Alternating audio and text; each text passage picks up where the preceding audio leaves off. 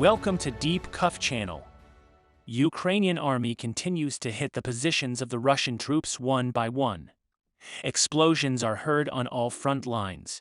Ukrainian President Volodymyr Zelensky congratulated his army. Russian leader Vladimir Putin is considering his next move. Russian army tried to carry out one of the biggest attacks in its history with unmanned aerial vehicles. Ukrainian air defense systems took action to hunt Russian unmanned aerial vehicles. Wagner Group suffers heavy losses in Bakhmut. Tensions in the Kremlin have increased tremendously recently. Western allies of the Ukrainian army have started sending new aid packages. Belarus threatens Europe. Turkish President Recep Tayyip Erdogan is ready to end the war. Ukrainian army continues its successful operations at the front. Russia has lost 740 soldiers, 4 tanks, 7 armored combat vehicles, and 3 unmanned aerial vehicles in recent conflicts. Most of these Russian losses occurred in the Donbass region. Meanwhile, the Ukrainian National Resistance Center made important statements. According to the statement made by the Resistance Center, it was reported that 100 Russian soldiers were neutralized as a result of the organized attacks carried out by the Ukrainian armed forces in the Horlivka region of the Donetsk Oblast. It is emphasized that these attacks of Ukraine have a great impact on the Russian troops in the region. Especially Russian ammunition depots and command centers are the main targets of Ukrainian attacks. While these attacks were continuing, the General Staff of the Ukrainian Armed Forces announced that the Russian troops had repulsed the attack attempts. According to the statement made by the General Staff, the Russian army attempted a total of 14 attacks in the Kharkov, Luhansk and Donetsk regions. At the same time, the Russian army, in addition to these attacks, tried to attack the southern positions under the control of the Ukrainian army with 1 air and 11 missile attacks. Although it is stated that the Russians attempted a total of 60 attacks in one day, it was noted that all of these attacks were repelled thanks to the high success of the Ukrainian air defense systems. Kyrylo Tymoshenko, vice president of the presidency, stated that the Russians are trying to carry out intense missile and artillery attacks, especially in the Kherson region. Russian military activities in the region have recently started to increase. This is because Russia wants to prevent the Ukrainian army from advancing to the main target, the Crimean Peninsula. In the meantime, it was claimed that the troops of the Russian Wagner Group took action to seize the critically important city of Bakhmut, which is under the control of the Ukrainian army.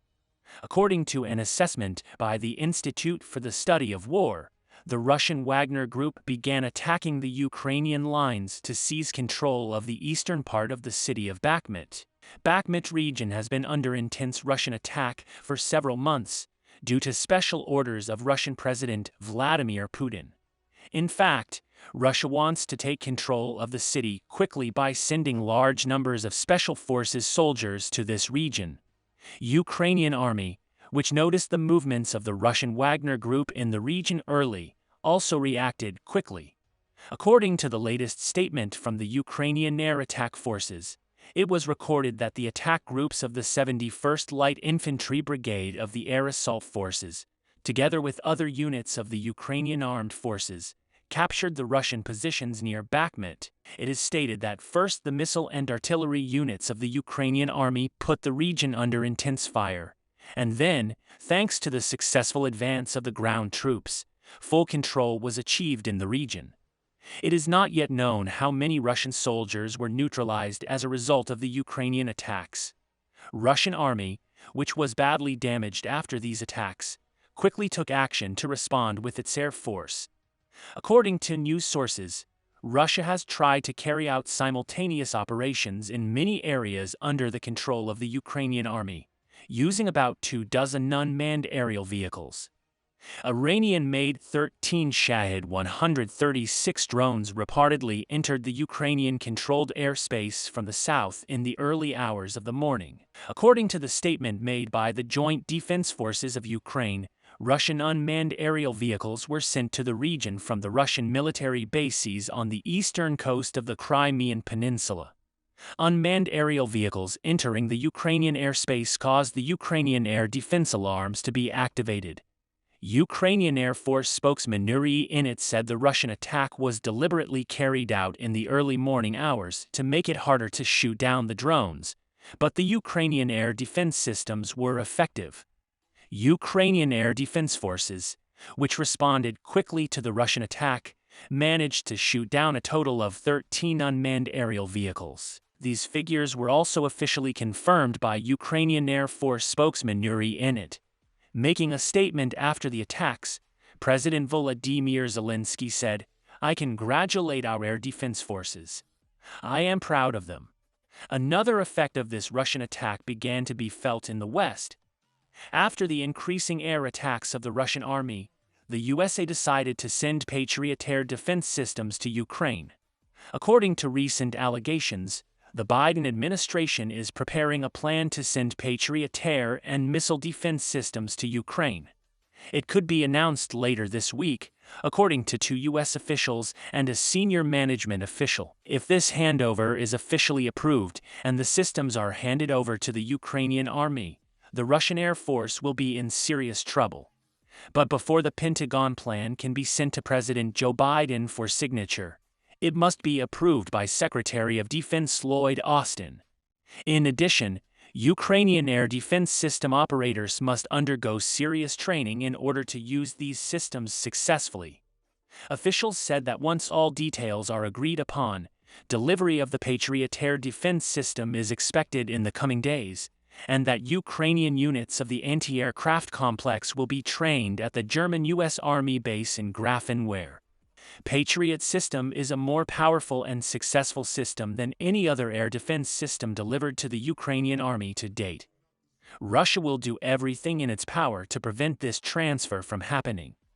In addition to the USA, Norway announced that it provided critical assistance to the Ukrainian army. Allegedly, Norway is sending 10 bridges to Ukraine. According to the News of Norway posts, the total value of the bridges is $3 million. It should be noted that these bridges are of critical importance for the advance of the Ukrainian army in the southern region.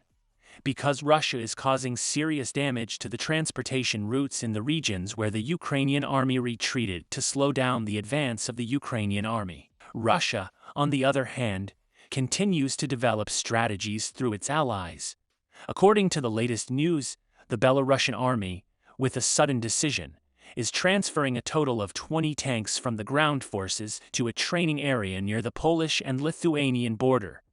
Sources say at least 20 tanks have been transferred to a training ground near the city of Grodno in the northwest of the country. Also on the second day of the battle readiness check, new units and formations of the Belarusian armed forces began to be involved in it. We know that Belarus and Russia have established a strategic partnership since the beginning of the war. However, we have no doubt that European countries will teach Belarus the necessary lesson. In the meantime, a very important news came from Turkey. Turkish President Recep Tayyip Erdogan said he is continuing negotiations with Kyiv and Moscow and is ready to mediate for a ceasefire and ultimately lasting peace. President Erdogan is currently at a tripartite summit with the participation of Azerbaijan and Turkmenistan. Turkish government has shown its reaction against Russia since the beginning of the war by defending the territorial integrity of Ukraine. However, Turkey did not break its ties with Russia. It is certain that the United Nations and Turkey will play a critical role in determining the outcome of this war. We will continue to monitor the world and especially Ukraine. We'll see what happens in the next few days. We have reached the end of another video. You can support us by liking the video. You can easily follow new videos by subscribing. I wish you all a war-free day. See you.